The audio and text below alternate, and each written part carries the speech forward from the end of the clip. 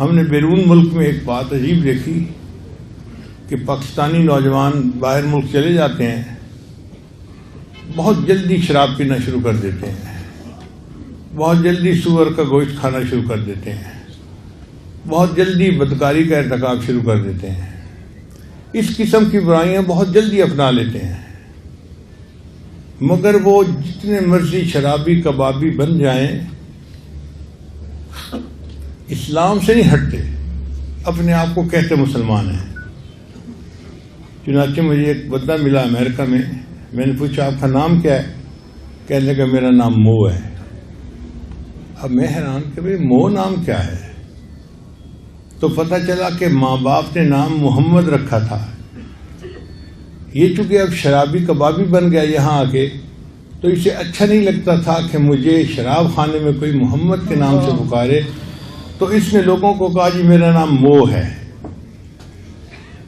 اب اس قدر غافل بندہ جو اپنا نام بھی مو کہلواتا ہے اور الٹے سیدھے کاموں میں لگا ہوا ہے، ایمان اس کے بھی دل میں ہے۔ میں نے اس سے بات چیت کی تو مجھے محسوس ہوا کہ ایمان تو اللہ پہ بڑا پکا ہے، ذرا ہٹنے کو تیار نہیں۔ تو پھر اندازہ ہوا کہ باقی عادتیں اس نے بڑے ہو کے سیکھی تھیں، شراب نہیں پینا، بدکاری نہیں کرنا، سور کا گوشت نہیں کھانا، جو اس نے خود سیکھی تھی اس نے آرام سے چھوڑ دی۔ اور جو بات بچپن میں ماں نے سکھائی تھی کہ بیٹا اللہ ہے جس نے کائنات کو پیدا کیا، جس نے دین کو بھیجا، یہ چونکہ بچپن میں ماں نے سکھائی تھی یہ اتنی ڈیپ روٹڈ تھی کہ بچہ اس کو چھوڑنے کے لیے تیار نہیں تھا۔ چنانچہ ایک اور امریکن نوجوان تھا، اس کا عجیب و غریب واقعہ ہے کہ دفتر میں کام کرتا تھا تو اس کو دفتر کی ایک امریکن لڑکی پسند آ گئی، وہ بیچارہ اس کے عشق میں گرفتار ہو گیا۔ اب وہ چاہتا تھا کہ میری اس کے ساتھ شادی ہو جائے، مگر وہ انگریز لڑکی مانتی نہیں تھی۔ وقت گزرنے کے ساتھ ساتھ اس کی حالت اتنی عجیب ہوئی کہ اس کو یوں لگتا تھا کہ بس پوری دنیا میں اگر کوئی میرا مقصد ہے تو میں نے اس لڑکی سے شادی کر کے رہنا ہے۔ اس نے اس سے بات کی کہ تو جو شرط لگائے گی میں قبول کروں گا، شادی میں نے تجھ سے کرنی ہے۔ لڑکی نے اپنے والدین سے بات کی، لڑکی کے والد نے کہا کہ ٹھیک ہے ہم تمہاری شادی کر دیں گے، مگر چند باتیں اس سے ہم منائیں گے۔ کون سی باتیں؟ پہلی بات یہ کہ شادی کے بعد یہ واپس اپنے ملک پاکستان کبھی نہیں جائے گا۔ لڑکا مان گیا۔ تم اپنے والدین سے کبھی رابطہ نہیں کرو گے، یہ بھی مان گیا۔ تمہارے جتنے مسلمان دوست ہیں تم ان سب سے بے تعلقی اختیار کر لو گے۔ لڑکا اس بات کو بھی مان گیا۔ پھر جس ایریے میں تم رہتے ہو وہاں اپنا گھر چھوڑ کے، جہاں لڑکی کے ماں باپ کا گھر ہے جو عیسائیوں کی آبادی تھی، وہاں تم اپنا گھر لو گے۔ لڑکا یہ بھی مان گیا۔ پھر ان کا کہ اچھا ہم جب کھانے کے لیے جائیں گے تو جو کچھ ہم کھائیں گے وہ تمہیں بھی کھانا پڑے گا، جو ہم پیئیں گے تمہیں بھی پینا پڑے گا۔ لڑکا یہ شرطیں بھی مان گیا۔ پھر انہوں نے ایک شرط آخری لگائی، ہم ہفتے میں ایک دفعہ چرچ جاتے ہیں سنڈے کے دن، ہمارے ساتھ تم سنڈے کے دن چرچ میں جایا کرو گے۔ لڑکا یہ بات بھی مان گیا۔ پاگل ہوا ہوتا ہے نا، جیسے وہ لڑکا پاگل ہوا تھا۔ تو بہرحال لڑکی کے ماں باپ نے اجازت دے دی اور اس کی امریکن لڑکی سے شادی ہو گئی۔ شادی ہوتے ہی اس نے اپنا گھر بدلا اور اچانک غائب ہو گیا۔ نہ دوستوں کو پتا نہ گھر والوں کو پتا کہ کہاں غائب ہو گیا ہے۔ بہت عرصہ گزر گیا، سمجھ ہی نہیں لگتی تھی۔ اللہ کی شان دیکھیں کہ 2 سال اس طرح یہ لڑکا غائب رہا۔ 2 سال کے بعد ایک دن امام صاحب مسجد میں فجر کی نماز کے لیے آئے تو انہوں نے دیکھا کہ یہ لڑکا بھی مسجد میں داخل ہوا اور اس نے فجر کی نماز پڑھی۔ پھر امام صاحب سے بات ہوئی تو امام صاحب نے کہا بھائی کہاں غائب ہو گئے، 2 سال سے آپ کو دیکھا ہی نہیں، آج آپ اچانک برآمد ہو گئے ہیں کہیں سے۔ کہنے لگا جی میں مسجد کی بجائے کمرے میں بیٹھ کے سٹوری سناؤں گا۔ امام صاحب مسجد کے کمرے میں لے آئے۔ اس نے کہا جی کہ میرے اوپر ایسا غلبہ تھا اس لڑکی کا، عشق کا، کہ میں کہتا تھا کہ جو مرضی ہو جائے مجھے اس لڑکی سے شادی کرنی ہے۔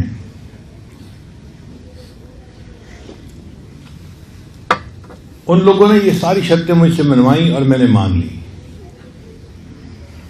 شادی کے بعد میں نے اپنی بیوی کے ساتھ زندگی گزارنی شروع کر دی۔ اب اس کو تو دین سے کوئی غرض نہیں تھی، وہ اس کو ہفتے میں 1 مرتبہ چرچ لے جاتی اور شاپنگ کرتی اور اپنا سیر سپاٹا، ادھر ادھر، اس بیچ پہ جا رہے ہیں اس بیچ پہ جا رہے ہیں، وہی کافرانہ زندگی اس کی بھی ہو گئی۔ کہنے لگا کہ 1 سال ہم نے اسی طرح گزار لیا۔ 1 سال کے بعد ایک دن بیوی نے گھر کی صفائی کی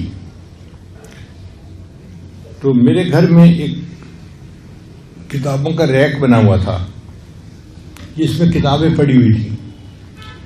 ان میں ایک قرآن مجید بھی رکھا ہوا تھا جس پر سبز رنگ کی جلد چڑھی ہوئی تھی۔ میں روز آتے جاتے اس قرآن مجید کے اوپر محبت کی نظر ڈالتا تھا اور اپنے دل میں نادم اور شرمندہ ہوتا تھا، میں نفس کا غلام ہوں، اے اللہ میں گناہ گار ہوں، میں خطا کار ہوں، میں اپنے اندر کی خرابی کی وجہ سے اس لڑکی کی خاطر سب کچھ چھوڑ بیٹھا ہوں، مگر اے اللہ یہ تیری کتاب ہے اور میرا ایمان تیرے اوپر پکا ہے اور میں قرآن کو سچ کتاب مانتا ہوں۔ کہتا ہے یہ میرا روز کا معمول تھا، میں پڑھتا نہیں تھا قرآن، صرف آتے جاتے محبت کی ایک نظر ڈالتا تھا اور اپنے دل میں اپنے آپ کو مجرم سمجھتا تھا اور دعا کرتا تھا، اور میرے پاس ندامت کے سوا اور کچھ تھا بھی نہیں۔ ایک دن میں دفتر سے گھر آیا تو میری نظر پڑی تو وہاں وہ مجھے سبز کتاب نظر نہیں آئی، تو میں نے بیوی سے پوچھا کہ ایک گرین کتاب یہاں پڑی تھی وہ کہاں گئی؟ اس نے کہا میں نے گھر کی صفائی کی تھی اور وہ فالتو کتابیں جن کو نہ آپ پڑھتے ہیں نہ میں پڑھتی ہوں، میں نے ان سب کتابوں کو ٹریش کر دیا ہے۔ میں نے پوچھا کیا مطلب؟ کہنے لگی ان کو میں نے ٹریش کین کے اندر باہر پھینک دیا ہے۔ کہتے یہ سنتے ہی تو میرے جسم میں ایک کرنٹ سا دوڑ گیا، اللہ کی کتاب اور اس کو اس نے ٹریش کین کے اندر پھینک دیا۔ میں بھاگا ہوا گیا اور میں ٹریش کین سے قرآن مجید اٹھا کے لایا اور اسے چوما اور اسے واپس آ کر رکھا۔ اب میری بیوی ضد کر کے بیٹھ گئی، تم اس کتاب سے محبت کا کیوں اظہار کر رہے ہو؟ میں نے کہا یہ قرآن مجید اللہ کا کلام ہے۔ کہنے لگی اچھا ابھی تمہارے اندر مسلمانی کچھ باقی ہے؟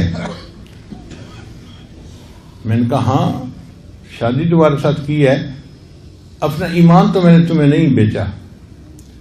وہ کہنے لگی اچھا یا قرآن کو اس گھر میں رکھو یا پھر مجھے اس گھر میں رکھو۔ میں نے اسے بہت سمجھایا کہ دیکھو یہ میرا پرسنل معاملہ ہے، تو اس پہ انٹرفیئر نہ کر، ہم اچھا زندگی گزار رہے ہیں۔ لڑکی کو پتا تھا کہ میں اس کی کمزوری ہوں۔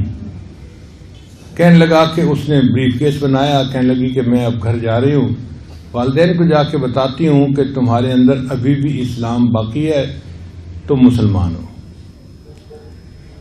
تو وہ تو اپنے ماں باپ کو بتانے چلی گئی اور میں پھر اس کو چھوڑ کے مسجد میں آ گیا، اپنے رب کو منانے کے لیے آ گیا۔ اور جو قرآن مجید کی تھوڑی سی محبت اس بچے کے دل میں تھی، اس کی وجہ سے اللہ نے اس کا ایمان بچا لیا۔ پھر اس نے اپنی بیوی کو طلاق دے دی اور اسلامی زندگی کو دوبارہ اپنا لیا اور ایک اچھا مسلمان بن کے زندگی گزارنے لگ گیا۔ تو بچپن میں جو باتیں سیکھی ہوتی ہیں نا، وہ پھر بچپن میں بھی نہیں بھولا کرتی، ڈیپ روٹڈ ہوتی ہیں۔ اس لیے بچپن میں بچے کی تربیت کرنا انتہائی ضروری کام ہے۔